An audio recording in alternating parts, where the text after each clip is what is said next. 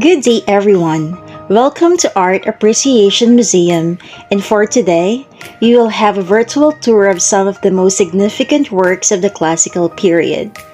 The classical era begins with the Persian invasion of Athens in 480 BC.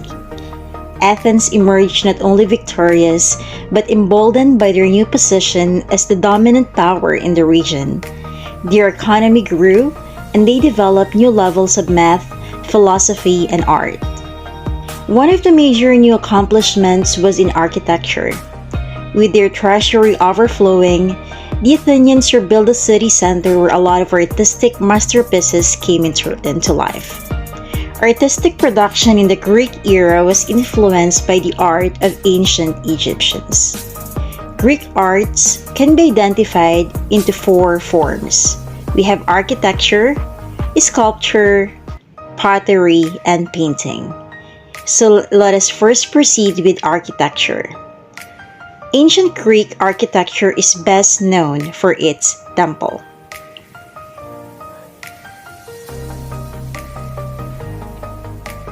Parthenon. The Parthenon is one of the Greeks' greatest contribution in architecture. It took 10 years to build this massive structure that sits atop the Acropolis, a sacred hill in Athens. This is intended to be a tribute to the gods. Since it serves as a temple, a giant statue of Athena, a Greek goddess, along with other statues can be found inside it.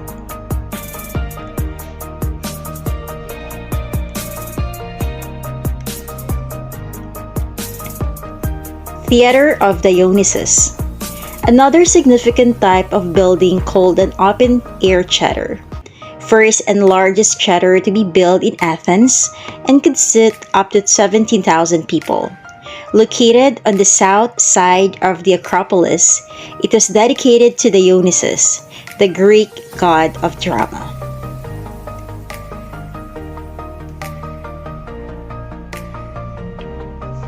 Propylon, a Greek professional gateway.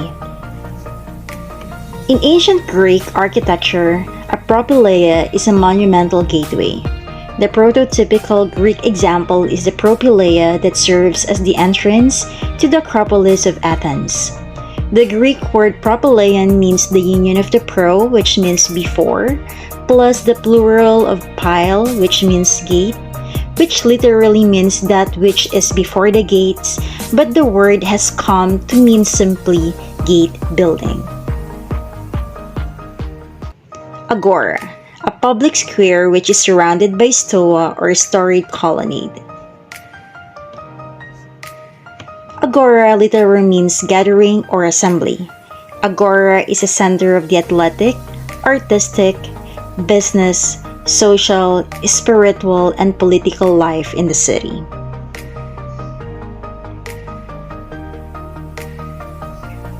Mausoleum and Boletorium. Boletorium is a town's council building. This is used to accommodate the members of the Bowl, a council with major advisory, legislative, and administrative responsibilities in Athenian democracy.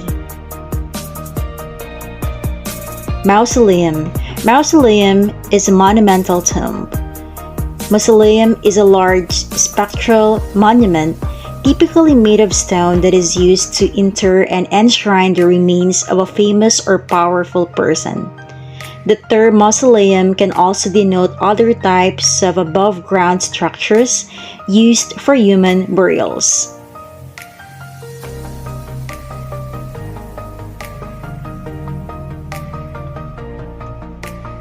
Panathenaic Stadium.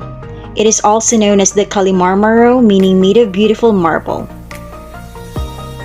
It is the only stadium in the world built entirely of marble. Overall, Greek architecture is considered timeless. The impressive qualities of it made other countries copy its design.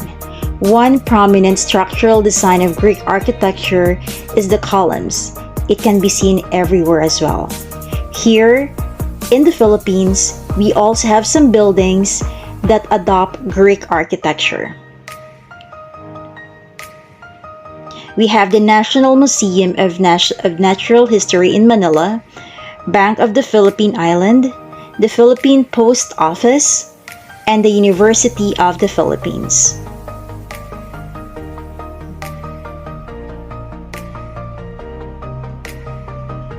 The Greek column is an architectural style developed by the ancient Greek. This style is a significant part of the Greek orders, which mainly refers to Doric, Ionic, Corinthian, and the three types of columns originated in Greece, which was a vital part of the structures in the ancient Greek civilization. Let's discuss each Greek columns one by one. Doric. Doric is the simplest Greek column, a tapered disc supporting a square top that has no ornamentation. We also have Ionic. It is characterized by the use of an elaborate base and capital with a volutes or spiral scroll. It was the second of the three styles developed. And we also have the Corinthian. Corinthian comes in different forms, but all share a leafy quality, the most elaborate of the three orders, and has a heavy detail. Now, moving on to sculpture. The Greek sculpture is characterized into three headings. First, the Archaic period, where sculptors created large, rigid, freestanding sculptures called kouros. Kouros are stone figures that shows the heavy stylized and rigid stature of human anatomy, influenced by the ancient Egyptians. These earlier sculptures made human figure in straight profile, making it unrealistic and lifeless. Second, the Classical period, where sculptors were interested into the human from moving in space. The ideal proportion of the human form and the anatomical perfection were emphasized. The Classical period was also the time when some of the most impressive bronze sculptures were made. One prominent example is the Discobolus of Myron, a Greek sculpture completed at the start of the Classical period at around 460 and 450 BC. The sculpture depicts a youthful male athlete throwing a discus.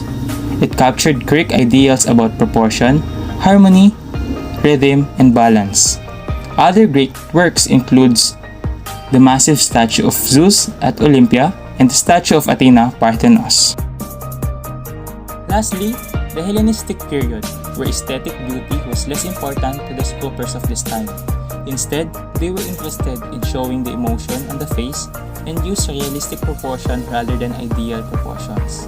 One example is the Venus de Milo, an ancient Greek sculpture from the Hellenistic period, depicting a great goddess made by Alexandros of Antioch around 150 and 125 BC. It exemplifies the Greek idealized style. Next, the Aphrodite of Knidos. It is the most innovative and influential sculpture and popularized the contrapposto pose. The contrapposto pose is a pose of the human body where it relaxes.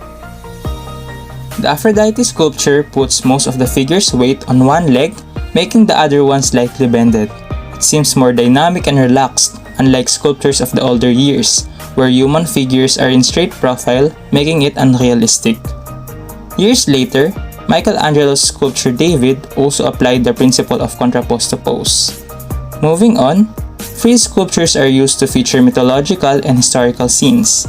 The Parthenon's frieze includes illustrations of God, musicians, soldiers, weavers, elders, and heroes. Moving on to pottery. In classical Greek times, pottery was used for everyday life.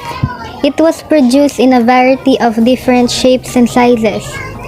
There are 4 distinct shapes that were discovered, and these are Pelaic base, a one-piece ceramic base used a wine container. Lecanics, a low bowl with 2 horizontal handles and a low broad foot, frequently used as a wedding gift, and also serve as a container for food or jewelry. Leves Gamicus, which is used in marriage ceremonies. Literally, it means marriage base. Used to carry bridal bath, the ritual sprinkling of the bride with water before the wedding, and lastly, crater, a base used in diluting wine with water, usually stood on a tripod in the dining room where wine was mixed. Base painting techniques comes in two ways. First, red figure technique, which was adopted in Athens in the 6th century BCE. The technique involves a background painted in black slip. Instead of the figures and relief lines were used for details. Example, the Eupronions crater created by the renowned Greek painter and potter Eupronius around 150 BCE.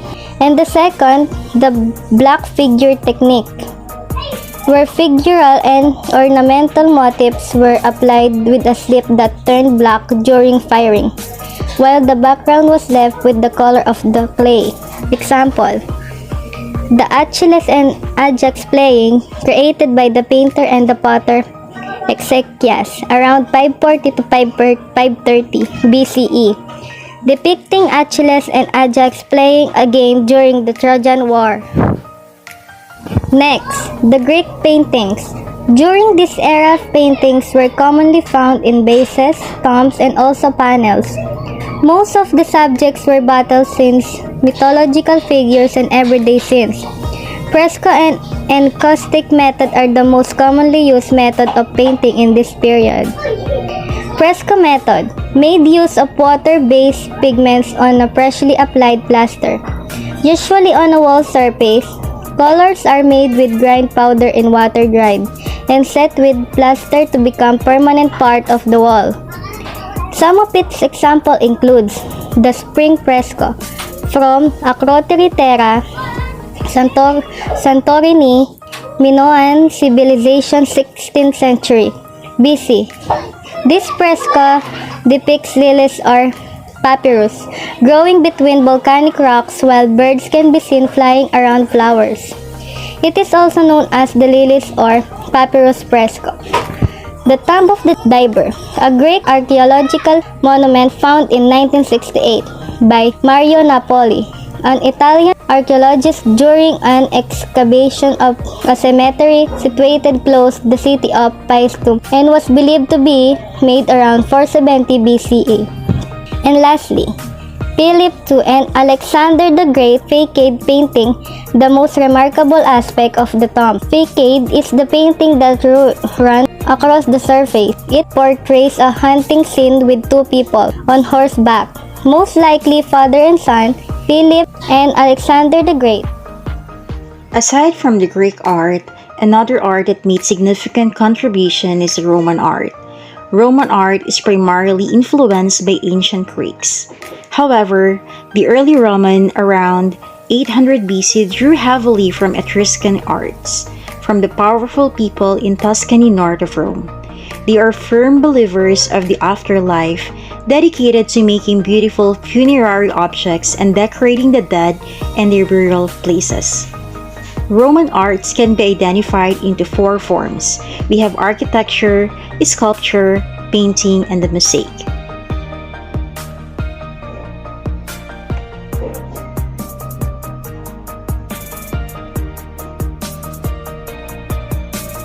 Architecture. Let's start with architecture. The span of their empire was vast, and examples of their architectural style can be seen all over Eastern Europe. There are four main technologies that the Romans used to create monumental buildings and structures. The Romans invented the arc or the stone arc design. One architectural structure that manifests this invention is the Ark of Constantine. The Ark of Constantine is a massive triumphal arch built to celebrate Emperor Constantine's victory over Emperor Maxentius at the Battle of Milvian Bridge in 312 AD. Romans are also the first Western civilization to extensively use concrete. Example of this is the Temple of Fortuna in Praeneste, an ancient Roman extra-urban religious complex founded in Praeneste.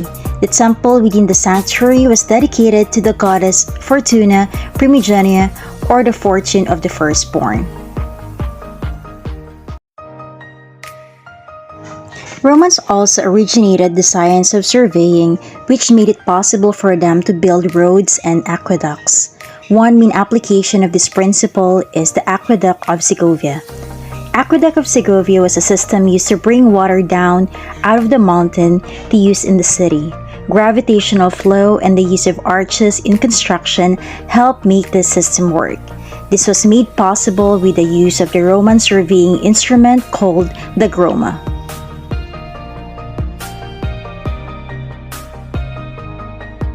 Another Roman innovation is the dome. It was perfected to a higher level than anyone had before. In front of you now an example of a dome, the Pantheon. The Pantheon is one of the most impressive structures in Rome. It is a dome constructed with 5,000 tons of concrete and commissioned by Emperor Hadrian to honor all Roman gods. Its massive dome roof has a hole in the middle to allow light to enter. The Romans designed it so that the floor sloped down to the middle to collect water into the drainage whenever it rains. Moving on is the Basilica of Constantine. Its original name is Basilica of Maxentius. It is a large roof hole in Rome, begun by the Emperor Maxentius and finished by Constantine about 313 AD. A basilica is a large oblong building ending in a semicircular apse using in ancient Rome especially for a court of justice, place of public assembly, and is an early Christian church building. We also have the Bath of Diocletian. The Bath of Diocletian is a public bath in ancient Rome.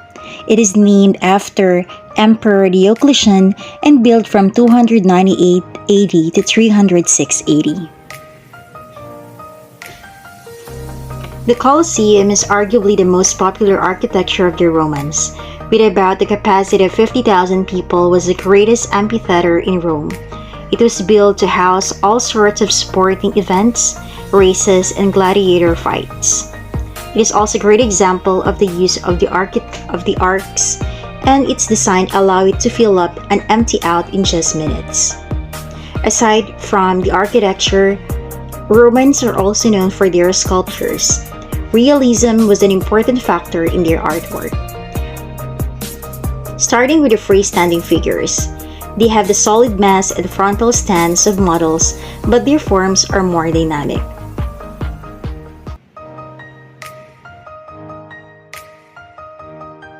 A good example of a freestanding figure is the Augustus from Prima Porta. Dated to the 1st century CE, he was found in the ruins of the Villa of Livia at Prima Porta and is now on a display at the Vatican. It highlights Augustus' military might and refers to the Republic's past golden age to which, under his rule, he purported to return. Another form of a Roman sculpture is a bust. A bust is a sculpture or cast representation of the upper part of a human figure depicting a person's head and neck and a variable portion of the chest and shoulders. A good example of a bust is the Fonseca bust. It is dated to the beginning of the 2nd century CE. The Fonseca bust is a depiction of a portrait of elite Roman women tended to be less realistic than their male counterparts, as they were commissioned to emphasize female beauty and the latest fashions rather than the voyeuristic portrayals. We also have the bust of Emperor Claudius. This is the 4th Roman emperor from 41 to 54 AD, best known for the successful expansion of Rome into Britain and parts of Africa and the Middle East. Again, this is the bust of Emperor Claudius. Aside from sculpture and bust, we also have monuments. Monuments have a big part called narrative relief. It is a curving in the structure that tells a story to commemorate great battles, defeat of their enemies, and the great exploits of their emperor.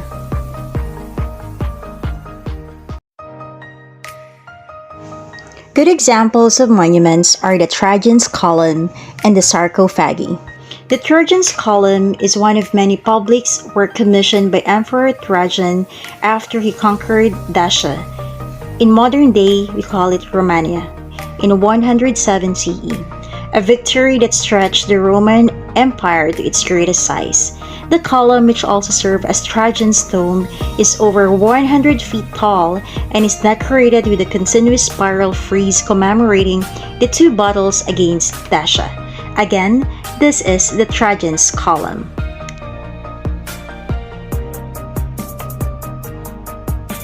Another monument is what we call the sarcophagi. Sarcophagi is basically a tomb above ground. Around and on the tomb are carving of whatever they believe about the afterlife, commemoration of their life, or just the important things to the deceased. Again, this is the sarcophagi.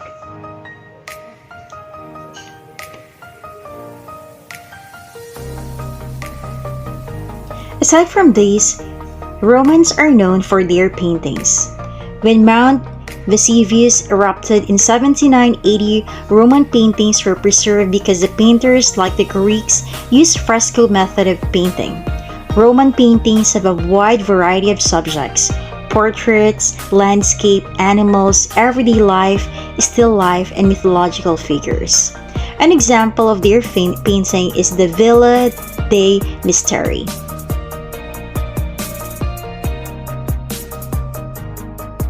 Villa dei Misteri is a well-preserved suburban ancient Roman villa on the outskirts of Pompeii, southern Italy. It is famous for the series of exquisite frescoes in one room. These are now among the best known of the relatively rare survivals of ancient Roman painting from the 1st century BC. Wall paintings were usually done as a form of decoration and were executed through fresco method. These murals were used to give the illusions of death or to create a pastoral landscape where there was no window or view to make the room larger. Lastly, we have the mosaic. Mosaic is also known as opus tessellatum. It is an art process wherein an image is created using an assemblage of small pieces of colored glass, stones, tiles, or other materials. A good example of a mosaic is Alexander mosaic. It is a prominent example. It is believed to be a copy of Hellenistic Greek painting made during the 4th century BC. The mosaic illustrates a battle in which Alexander charges the Persian king Darius. That's it for today's virtual tour. We hope you enjoy and learn something from it. On behalf of my teammates Kyle and Claudine, my name is Christine and would like to thank you for watching. See you again next time for our next virtual museum tour. Bye!